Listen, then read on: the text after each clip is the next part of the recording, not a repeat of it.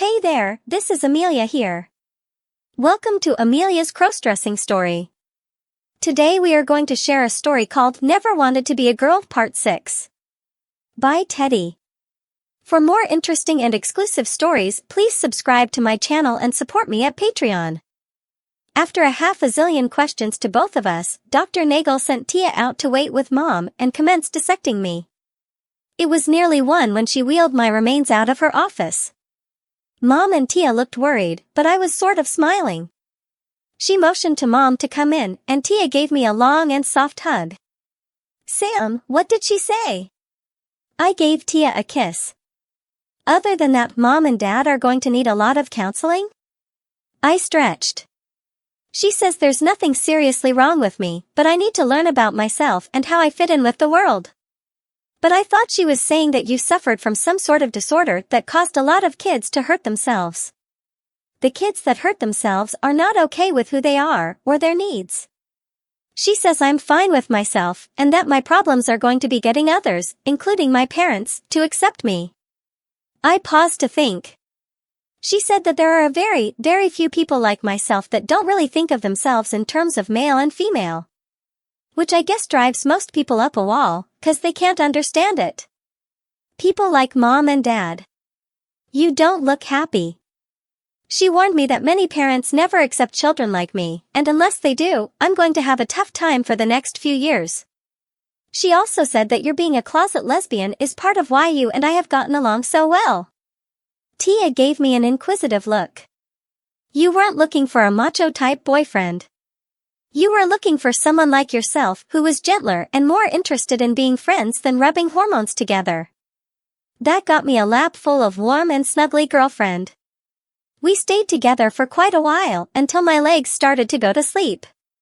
Tia decided to have me do my stretching exercises while we waited, so I was sitting on the floor while she pried on my feet when Mom and the doctor came out. I answered the doctor's inquisitive look. Physical therapy. I have to do it every day, and well, we got bored. Tia grabbed my boots and started to lace them on. As we left, my mom told us, Dr. Nagel says that you don't really need a lot of help except in learning to live with yourself. She looked tired. And she wants to see your father and me this afternoon. We also have to stop at a pharmacy to get some prescriptions filled, and I need to take something for a headache. She thanked the doctor, and as soon as I was ready, wheeled me out into the hall. Mom, are you going to be okay? She looked at me and shook her head, then nodded. She says you're both my son and my daughter, and that what you need is your father's and my support. And that Tia is not responsible for your acting like this, even though she got you started. We got on the elevator. What scares me is that she said that you should go to school as Samantha, and that we are going to have to get a lawyer and a bunch of paperwork together to keep you from getting tossed out the first day. No one is going to bother Sam. Heck, like half the kids already know she's going to school as a girl. And anyone that bothers her is going to find themselves as lunch meat. She says the kids won't be the problem. It will be the parents and teachers. The elevator opened and we headed for the car. So is there somewhere you two want to go?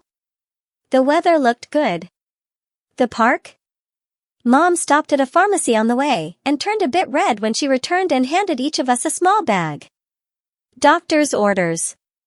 She drove off before we could look inside. So we waited until we were dropped off. Tia looked first, blushed scarlet, then got a wicked grin. I tried to match her colors when I checked my package. Inside each bag was a handbook on safe sex and a box of condoms. Tia pulled out a handwritten note. Mine had the same note. Please don't need these. But the doctor said that if you two are going to do something, at least you need to understand what can happen and be prepared. It made for a really good laugh. How about tonight? Tia was licking my ear. I can wait till I'm a lot older and ready for that type of commitment. Can you? She hugged me. A girl can ask, can't she? I love you. She was smiling. Besides, lesbians like us have better ways, right? We got a lot of disapproving looks from adults as we played tongue tag in the parking area until one of our friends saw us and told us we were missing all the fun. I wondered what could be more fun than this. We should have brought swimsuits. But someone loaned us a blanket, so we were stretched out in the sun, appropriately smeared with sunblock, while we watched the others try and drown themselves. They woke us up when they were ready to head home. So we hitched a ride with someone and found and at home, preparing dinner.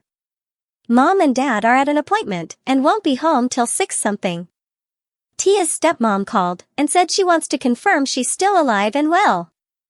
And I need some help with the spaghetti. Tia made a telephone call while I tracked down a colander. Tia looked worried. My stepmom wants me to spend tonight at home. Something about my being a missing person. And she said she's talked to one of your parents, so I hope they're not going to ground me or something like that. I gave her a hug. I'd better get into some of my own stuff and hit the road. We managed a couple more snuggles before she left. And looked at me. Mom was really weirded out and kept talking to herself. But she said I'd better plan on having a younger sister for a while. She stirred the sauce. So how did your appointment go? We discussed what had happened while I set the table. She bought you what? And was giggling. She'd better not complain now if I bring a boyfriend home for the night. She suddenly got a really strange expression. I think I'm going to put a box of those for me on the shopping list. I dropped a spoon. You wouldn't do that too. She was nodding. She hugged me as we both snickered. It was nice to have a sister I could count on. She headed for the shopping list with a pen. Mom and Dad arrived just before 7 and Dad headed upstairs without saying a word. Mom looked really beat, but managed to give each of us a hug before she sat down and asked for some water and 2 aspirin. Your father thinks the psychiatrist is as goofy as you. I rolled over and held her. And he wants you to have a complete physical as soon as possible, to see if something is physically wrong with you. She downed the aspirin that and brought her. He won't agree to us getting a lawyer until he is satisfied that you are not some sort of psychopath. And I groaned. But he has agreed to leave you alone, and not to interfere between you and Tia until all the medical reports are finished. I hugged Mom again. So please, don't rub his face in this. He really loves you, but the whole thing is so foreign to us, and it hurts him. She started to cry, and I held her until she was ready to continue. So I'm going to make you an appointment for a physical as soon as possible, and with another psychiatrist for a second opinion. She and quietly ate their dinners, and I nibbled at mine. It felt strange and lonely to go to bed without Tia. I finally fell asleep later, thinking about school and what could happen if Dad didn't accept me the way I was. Tuesday Mom woke me, saying I had a call from Tia. Sam, Mom talked to your father, who said all kinds of weird stuff. Are you okay? I gave her a quick rundown on what Mom had told me. Shit, that explains a lot. Mom is afraid that you will get violent or something and doesn't want me spending time alone with you until she knows more. Could your mom talk to mine? Maybe that would help? She said she'd check, and I called for Mom. 10 minutes later it was agreed that I was not a danger to anyone, and all 4 parents were going to meet on Wednesday to discuss Tia and me and what our relationship meant. Mom, what about Tia and I spending? That caused another discussion. When Mom handed me the telephone, she said Mrs. Allen wanted to talk to me. I managed to swallow my panic and took the phone. When I hung up, I managed to shout yes. Mom gave me a funny look. She was worried about Tia getting in trouble, and I told her that we were not going to do anything that could get either of us pregnant. That got her confused, and then Tia explained I was really a lesbian, which apparently she understood, because she said Tia can stay with me, or I can stay with Tia till this gets straightened out. I paused to catch my breath. And she threatened that if Tia gets pregnant, she will take a dull knife and turn me into a real girl. Mom looked shocked for a moment, then smiled. Well, that would solve a lot of problems. She gave me a hug. A long one. Mom had to head off to work, so and helped me get dressed, and I took a taxi over to Tia's. Her mom gave both of us the third degree and then hugged us both, saying that I was going to need a lot of hugs over the next few weeks. Tia rolled me into their living room and we curled up under a blanket on the couch to snuggle. By late afternoon, the weather, which had been great most of the summer, turned icky. There was a severe storm warning for the whole state, and from the looks of the clouds, they weren't kidding. Tia's mom suggested that we relocate to their basement, in case the weather got worse. I sort of slid down the staircase, with Tia's help. I was surprised when Tia brought piles of blankets and several pillows downstairs also, and set up a nest in a corner. "Won't your mother object to?" She was smiling. Mom was the one that suggested it. She's not as much of a prude as she sounds. Besides, it's really nasty outside, so she's planning on your staying the night. Tia went and got her portable radio and a flashlight just in case, and found us a couple of books. We spent the afternoon camped out reading, enjoying the sounds of the storm outside and the security we felt being together. Tia's mom served dinner to Tia and her stepbrother Rick and Mr. Allen in the basement. Rick gave me the once-over and said everyone was talking about how cute I was. That made me want to hide, and Tia to claim both responsibility and ownership. I was surprised when Mr. Allen didn't seem upset. It was halfway through the meal when the lights went out. Tia turned on her flashlight, and her dad told her to turn on the radio. 5 minutes later, her mom had set up a bunch of candles, and we were finishing dinner to storm reports and static. It was after Tia and Rick had cleared the dishes and taken everything upstairs that they announced a tornado warning for our county. So out went the candles, and we all got into a room her dad said was almost a bomb shelter and listed to the wind. Tia was really scared and clung to me. But there were no crashing sounds, and about an hour later the radio gave our area an all clear.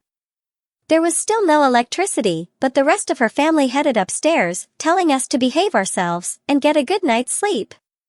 So with Tia's help I joined her in and under the pile of blankets. She was still wired from the storm, so we stuck to cuddling each other. She fell asleep before I did. I had to get her help and her flashlight to make a midnight bathroom crawl.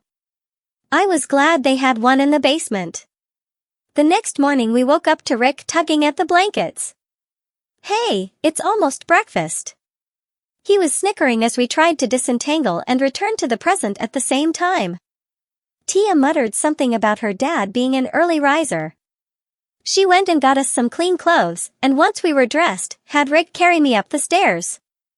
Mom and Dad were sitting at the dining table, and there was a mountain of pancakes and sausages waiting for us. That's all for now. See you in the next video. For more interesting stories, please subscribe to our channel, and for exclusive content, please join us on Patreon. Link in the comment.